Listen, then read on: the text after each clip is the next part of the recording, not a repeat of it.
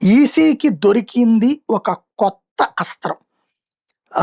ఏకంగా election commission Malda violence మీద ఎన్ఐఏకి order ఏసేసింది.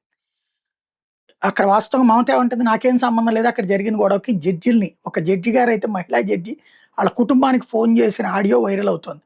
బిడ్డల్ని జాగ్రత్తగా చూసుకోండి, ఇక్కడ ఏదో దారుణం జరుగుతోంది అన్నటువంటి 9 గంటల పాటు నిర్బంధించారు. ముగ్గురు మహిళా న్యాయమూర్తులు కూడా ఉన్నారు.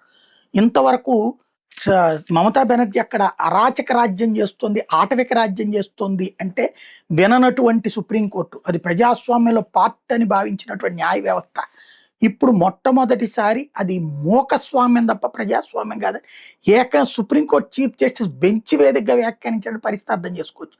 లోకల్ వాళ్ళు అసలు కలెక్టర్ రాలేదు, చీఫ్ సెక్రటరీకి చెప్పినా డీజీపీ చెప్పినా పట్టించుకోలేదంటే వాళ్ళు ఎందుకు పనికి వస్తారన్నటువంటి విషయం తేలిపోయినటువంటి సందర్భం.